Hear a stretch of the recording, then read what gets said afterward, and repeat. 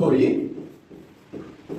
2a plus 3b is equal to x ধরে নিব, কারণ এখানে a আছে এখানে b আছে, সো আমি তো বারবার a b ধরতে পারবো না। সো যে যখনই তোমরা দেখবা যে x আছে তখন a b c d মানে x ধরে অন্য কিছু ধরে নিবা, আর যখনই দেখবা যে a b আছে তখন x y z মানে অন্য কিছু ধরে নিবা, মানে ওইটা বাদে বাকিটা আছে ওইটা তুমি ধরে নিবা তোমার বোঝার সুবিধার্থে।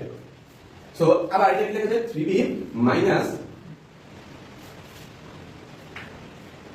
3b minus a is equal to y ধরে নিছি, ঠিক আছে? 3b minus a is equal to y ধরে নিছি। সো সেম আগের মতই করব, যে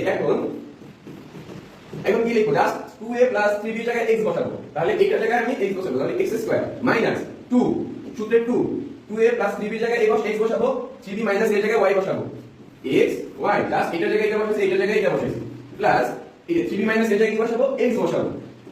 y বসাবো, y স্কয়ার, যেটা আমরা y ধরছি, এখানে আমি আবার লিখে দেই বুঝার সুবিধার্থে x y, এটাকে আমি x ধরছি, এটাকে x, এটাকে y, এটাকে y। সো আবার সেম জিনিস আছে না, আবার কি সেম জিনিস আছে যে x square minus 2xy plus y square, এটা কি এই সূত্রের সাথে রিলেট করতে পারতেছি আমরা কি এই সূত্রের সাথে এটা রিলেট করতে পারতেছি? মানে তাহলে এইটা লেখা মানে কি, যে এটা লিখতে পারি না x y এর whole square,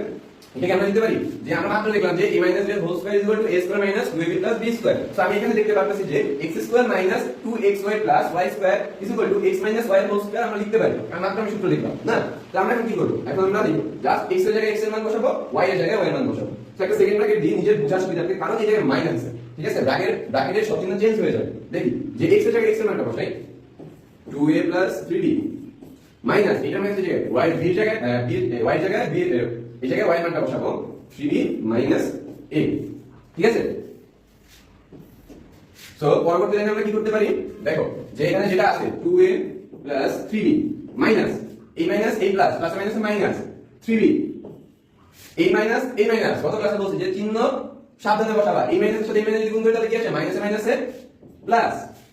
3ab 3ab sorry 3ab না 3 just a 3a just 3a এর হোল স্কয়ার, এই হোল স্কয়ার দিলে না হলো, কারণ আমরা জাস্ট x এর জায়গায় x এর মান বসাইছি, y এর জায়গায় y এর মান বসাইছি, জাস্ট স্কয়ারের জায়গায় স্কয়ার তো থাকবে, এই স্কয়ারের জায়গায় স্কয়ার আছে, দেখো তাহলে এই প্লাস 3b মাইনাস 3b কাটতে পারি,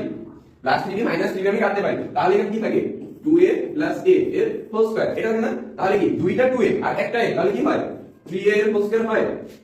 তারপর পরে আমি কি লিখতে পারি যে 3 স্কয়ার করলে 9 আর এর উপর স্কয়ার করলে a স্কয়ার, এটাই আমাদের অ্যানসার। বুঝতে পারছেন? দেখো আমাদের কত বড় একটা সমীকরণ দিয়েছে।